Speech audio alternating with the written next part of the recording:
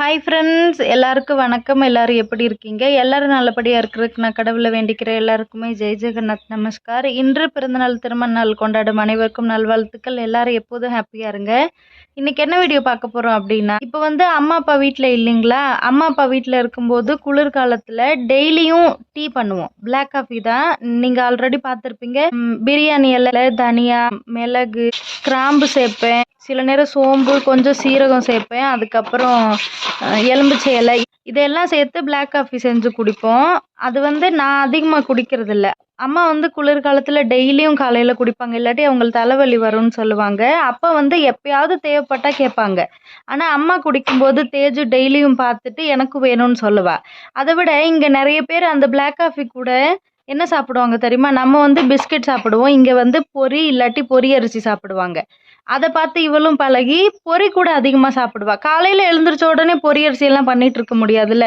பொரி வீட்டில் வாங்கி வச்சுருப்போம், அது கூட சாப்பிடுவா. இப்போது அம்மா வேலைக்கு போயிட்டாங்க, அப்பாவும் இல்லைங்களா, நான் குடிக்கிறதில்ல. அதனால் நான் காஃபி போடுறதில்ல. டெய்லியும் எழுந்திரிச்சிட்டு அம்மா எனக்கு ஏதாவது ஒன்று செஞ்சு கொடுன்னு சொல்கிறா. சில நாள் ரவை இருக்குல்லங்க, கிரின்னு சொல்லுவோம், இங்கே செஞ்சு கொடுப்பேன். இல்லாட்டி அந்த சேமியால சிமை அது பண்ணி கொடுப்பேன். அதுவும் இல்லைன்னா இப்போது காலையில் சாப்பிட்றதுக்கு கொஞ்சம் ஹெல்த்தியாக என்ன செஞ்சு கொடுக்கலாம் அப்படின்னு என்கிட்ட இருக்கிறது கேப்ப மாவு மட்டும்தான் இருக்குது. அது இல்லாமல் கோதுமை மாவில் சில நேரம் வாழைப்பழம், நாட்டு சக்கரை வச்சுருக்கேன் இல்லைங்க, அதை மிக்ஸ் பண்ணி தோசை மாதிரி பண்ணி கொடுப்பேன். இதுக்கு முன்னாடி சில நேரம் செஞ்சது பச்சை பயிறு, அதுக்கப்புறம் சுண்டல் நைட்டு ஊற வச்சுருவோம். காலையில் அதை அப்படியே வெங்காயம், தக்காளி, அதுக்கப்புறம் உப்பு மிக்ஸ் பண்ணி கொடுத்தா சாப்பிட்ருவா. பச்சை பயிறு தோசை செய்வேன். பச்சை பயிறு, சுண்டல், உளுந்து இதெல்லாம் நைட்டே ஊற வச்சு அரைச்சி புளிக்கணும்ல, அதை அப்படியே வச்சுருந்துட்டு காலையில் இல்லாட்டி நாங்கள் 2 பேரும் சேர்ந்து அதே மாவை வச்சு நைட்டு கூட நாங்கள் சாப்பிடுவோம். அந்த மாதிரியெல்லாம் சாப்பிட்ருக்கோம். ஆனால் இப்போது அம்மா ஊருக்கு போயிட்டாங்களா. ஆனால் இப்போதைக்கு என்கிட்ட பச்சை பயிறு, சுண்டல் இல்லை, வாங்கணும். அது இல்லைங்கிறனால என்கிட்ட இருந்த கேப்ப மாவு வச்சு ஒரு நாள் நான் அவளுக்கு லட்டு செஞ்சு கொடுத்தேன். அதுவும் ஒடிசா ஸ்டைலில் தான். கேப்ப மாவு, அதுக்கப்புறம் கொஞ்சம் கோதுமை மாவு, நிலக்கடலை பருப்பு இருக்குங்கல்லங்க அது, அதுக்கப்புறம் நாட்டு சக்கரை பாவு காய்ச்சி அது ஒரு மாதிரி மிக்ஸ் பண்ணோம். ஈஸியாக செய்யணும் அப்படிங்கிறதுக்காக நான் ஒடிய ரெசிபி தான் செஞ்சேன். ஒடிய ரெசிபி பார்த்து நான் எப்படி கேப்ப மாவில் லட்டு செஞ்சேன்னு பார்த்து முடிங்க. அதுக்கப்புறம் இன்றைக்கி வீட்டில் வேலையெல்லாம் எப்படி போச்சுன்னு பார்க்கலாம். ராகி மாவில் லட்டு இதுதான் ஃபஸ்ட் டைம், கொஞ்சமாக தான் செய்ய போகிறேன். அதனால் முதல்ல ராகி மாவு நம்மளுக்கு எவ்வளோ தேவையோ அதை முதல்ல வறுத்து எடுத்துக்கலாம். காலையில் எழுந்திரிச்ச உடனே வாசல் கூட்டிட்டு இதாங்க ஃபஸ்ட்டு வேலையே. இதுக்கப்புறம் தான் குழம்பு வைக்கணும். இன்னைக்கு காலையில் சமைக்கலை. இங்கே வெயில் காலம் ஆரம்பிச்சிருச்சுங்களா. முன்னாடி குளிர்காலத்துலலாம் சில நேரம் காலையில் நைட்டு 2 நேரமே சமைப்போம். இப்போ 3 பேர் தானே, 2 நேரம் சமைக்கிறது இல்லை.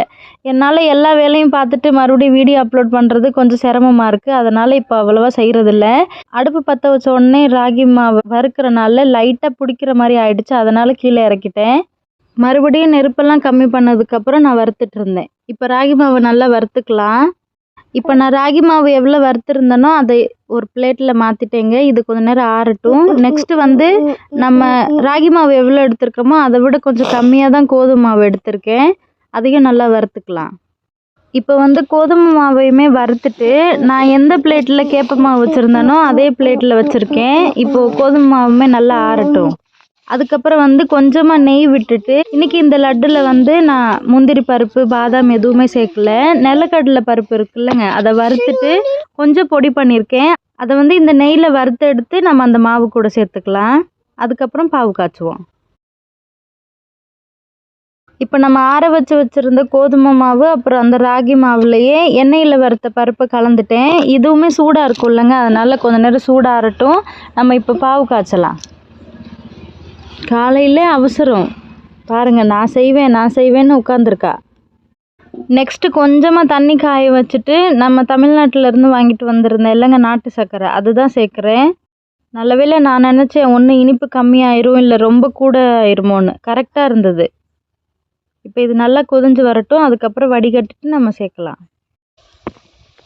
இப்போ நாட்டு சர்க்கரையில் நம்ம பாவு காய்ச்சிருந்தோம் இல்லைங்க, அது நல்லா கொதிஞ்சு வந்ததுக்கப்புறம் இறக்கிட்டு இப்போ வடிகட்டிகிட்ருக்கேன். பொங்கலுக்கு செஞ்ச ஸ்வீட்டில் பாவு காய்ச்சினதோடையே நாங்கள் ரவை மிக்ஸ் பண்ணிட்டோம். நிறைய பேர் அதில் நிறைய வேஸ்ட் இருக்கும், வடிகட்டணும்னு சொல்லியிருந்தீங்க. அப்போ எனக்கு ஞாபகம் இல்லை, தெரியல சரியா, அதனால் நான் செய்யலை.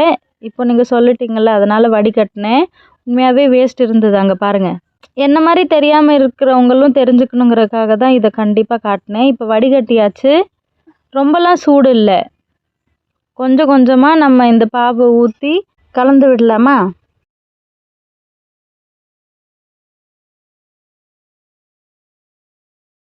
இப்போ வந்து நல்லா பெரட்டியாச்சு. லட்டு வந்து நம்ம எந்த அளவுக்கு பெருசாவோ இல்லை சிறுசாக செய்கிறோமோ அந்த அளவு மாவு எடுத்துக்கிட்டு இந்த மாதிரி உருட்டினோம் அப்படின்னா லட்டு ரெடி. தமிழ்நாட்டிலையுமே உண்மையாகவே கேப்ப மாவு லட்டு இப்படி தான் செய்வாங்களா என்னன்னு தெரியல. நான் உண்மையாகவே வீடியோலையும் பார்க்கலங்க. சீக்கிரமாக செய்யணும் அப்படிங்கிறக்காண்டி கொஞ்சம் ஈஸியாக செஞ்சேன். தமிழ்நாட்டில் அப்படின்னா பாதாம், முந்திரி, வேறு ஏதாவது ஒரு சிலது சேர்க்கலாம்.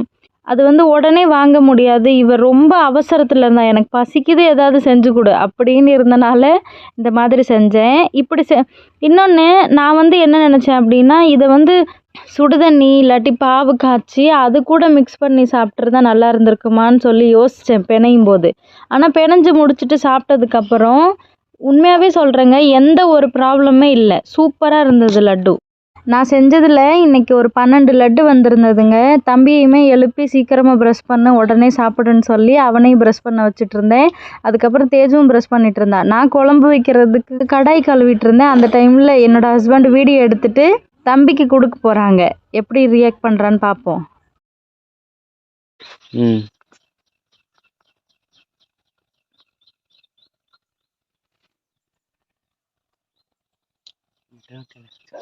মিঠা লাগবে না কিছু খটা লাগবে না। நல்லா இல்லையா? உண்மையை சொல்லு, நல்லா இல்லையா உனக்கு? நீ மட்டும் என்ன டிஃப்ரெண்டா உன்னை அம்மா இல்லை, நீ வயிற்றுல இருக்கும்போது அம்மா என்ன வைக்கோல் சாப்பிட்டாங்களா? எனக்கு இப்படிதான் கோவம் வருது. தம்பிக்கு ரொம்ப பிடிக்கும், அப்பாவுக்கு ரொம்ப பிடிக்கும், ஆனா உனக்கு மட்டும் என்ன செஞ்சு கொடுத்தாலும் பிடிக்கல. நல்லா இருக்கு. நான் இப்படி சொன்னேன்ல, அதனால நல்லா இருக்கும். அவங்க என்கிட்ட கேக்குறாங்க, லட்டு பெரட்டி வச்சதுக்கு அப்புறம் எண்ணெயில போட்டு வறுக்க மாட்டியாவாம். லட்டு இதுக்கு முன்னாடி செஞ்சு சாப்பிட்ருக்கியா? சொல்லுங்க. அதுக்கு இப்படியா? நல்லா இருக்கா நல்லா இல்லையா சொல்லு.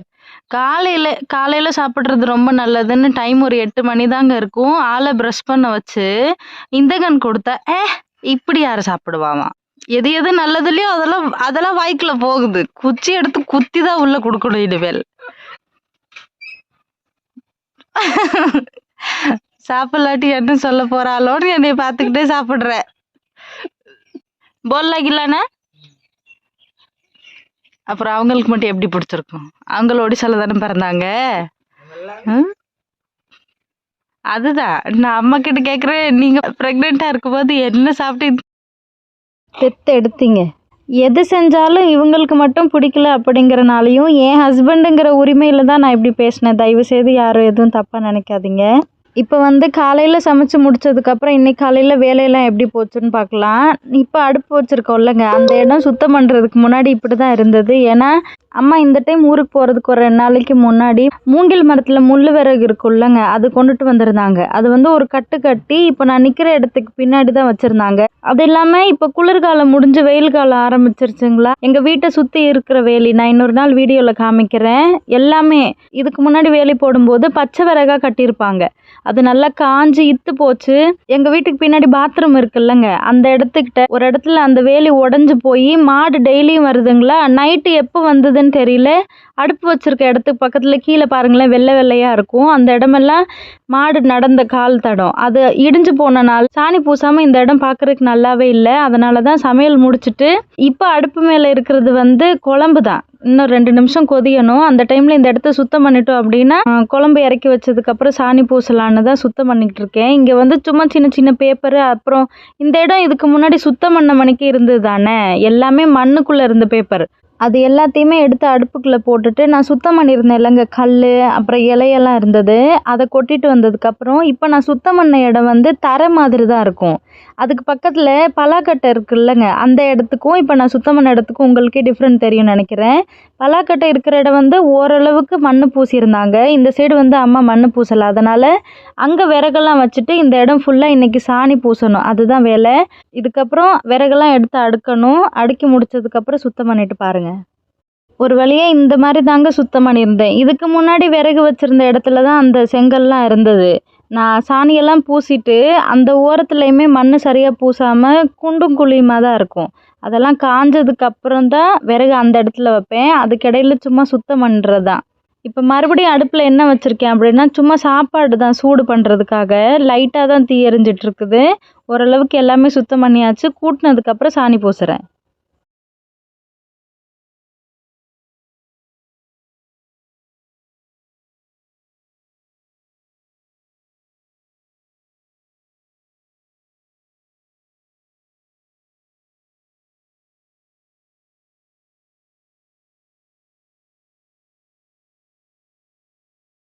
இப்போ அடுப்பு பக்கத்தில் சாணி பூசிட்டேங்க. இதுக்கு முன்னாடி பார்த்ததுக்கும் இப்போ பார்க்குறதுக்கும் ரொம்ப டிஃப்ரெண்ட் இருக்கும். டைம் இப்போ 9:45 ஆயிடுச்சு.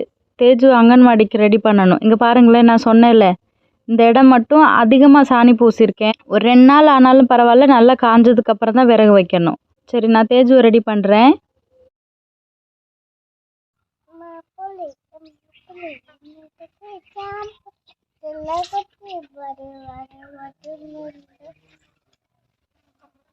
தேஜு கிளம்பிட்டா. டைம் இப்போ ஒரு 10:20 இருக்கும். நான் இதுக்கப்புறம் தான் சாப்பிடணும். இன்றைக்கி மார்னிங் நான் சாப்பிட்டது லெமன் சாதம் தான். காலையில் சாப்பாடு செய்யலைன்னு சொன்னீங்களே, எப்படி லெமன் கிண்ணிங்க நினச்சிருப்பீங்க. நேற்று ஈவினிங் சமைச்சேன் இல்லைங்க, அதை நைட்டே பெரட்டி வச்சுருந்தேன். குழம்புமே நேற்று ஈவினிங் செஞ்சது தான். இன்றைக்கி காலையில் வந்து கருவாடு உருளைக்கிழங்கு போட்டு பொரியல் மட்டும்தான் பண்ணியிருந்தேன். ஓகே, உங்களுக்கும் பிடிச்சிருந்தா வாங்க சாப்பிடலாம். நான் சாப்பிட்றேன். முண்டாட்டி என்னடி பண்ணுற? பாவம் காலையில இருந்து வேலை செஞ்சுட்டு இது ரெஸ்ட் எடுத்துக்கோடி. இது முடிச்சதுக்கப்புறம் ட்ரெஸ் வாஷ் பண்ணணும்டி. ரெஸ்ட் எல்லாம் இன்னைக்கு இல்லை. இதுக்கு முன்னாடி வெளியே சுத்தம் பண்ணும்போது ஸ்டாண்டில் தான் மொபைல் வச்சு வீடியோ எடுத்துகிட்டு இருந்தேன். வீட்டுக்குள்ளேங்களா, இது கொஞ்சம் இருட்டாக இருக்கும், சரியாக தெரியாதுங்கிறனால நான் வீடியோ எடுக்கலை. சாணியெல்லாம் பூசி முடிச்சதுக்கப்புறம் வீடியோ எடுக்கலான்னு இருந்தேன். இங்கேயுமே உள்ள சாணி பூசியிருக்கேங்க. ஏன்னா ஒரு 2 நாளைக்கு முன்னாடி அண்ணா வந்திருந்தாங்கல்ல, அப்போ வந்து மீன் குழம்பு சமைச்சிருந்தோம். நான் ஒரு வேளை எங்கேயாவது வெளியே போயிட்டேன் இல்லை குளிக்க போயிட்டேன் அப்படின்னா என் ஹஸ்பண்டு தம்பியெல்லாம் அவங்களாம் சாப்பாடு போட்டு சாப்பிடுவாங்க. அந்த டைமில் மீன் குழம்பு செதறி வச்சுட்டாங்க. எப்போ சாப்பாடு போட போனாலும் ஒரு மாதிரி ஸ்மெல்லு வந்தது, எனக்கு சுத்தமாக பிடிக்கல. அதனால் கண்டிப்பாக சாணி பூசி தான் ஆகணும்னு பூசியாச்சு. எக்ஸ்ட்ரா கொஞ்சமாக சாணி இருந்தது, அதை வந்து எல்லா வாசலுக்கும் பூச முடியாது, அந்தளவுக்கு நம்மளுக்கு சாணியும் தேவைப்படுங்களா. இப்போ இந்த அடுப்பு இருக்கிற பக்கத்தில் மட்டும் பூசியிருக்கேன்ல, இந்த இடத்துல தாங்க நைட்டு நாங்கள் உட்காந்து சாப்பிடுவோம். ஏன்னா இப்போ எல்லாம் வேர்க்குதுங்களா, நைட்டு மட்டும் வெளியே உட்காந்து தான் சாப்பிடுவோம். அதனால் இந்த இடத்துல மட்டும் சாணி பூசியிருக்கேன். எக்ஸ்ட்ரா கிடச்சிதுன்னா நாளைக்கு இல்லாட்டி நாளன்னைக்கு நம்ம பூசிக்கலாம். பாருங்கள், நேற்று வீட்டில் குளிச்சேங்களா, பாப்பாவோட அங்கன்வாடி ட்ரெஸ்ஸு அதுக்கப்புறம் அவள் போட்டுக்கிற ட்ரெஸ்ஸுன்னு சேர்ந்துருச்சு. இதுக்கப்புறம் குளிக்க போகணும். பார்த்துருந்துருப்பீங்கன்னு நினைக்கிறேன். ஒரு 3 மணி இருக்கும் நாங்கள் குளிச்சுட்டு வரும்போது. அதுக்கப்புறம் சாப்பிட்டுட்டு நெக்ஸ்ட்டு தான் நான் இன்ட்ரோ ஷூட் பண்ணேன். குளிச்சுட்டு வந்துட்டு சாப்பிட்டதுக்கப்புறம் எவ்வளோ அழகாக பாப்பாவை ரெடி பண்ணி விட்டா. இப்போ எப்படி இருக்கான்னு பாருங்களேன். ரப்பர் பேண்ட் எங்கம்மா? எங்கம்மா பசிக்குதுன்னு சாப்பிட்டியா?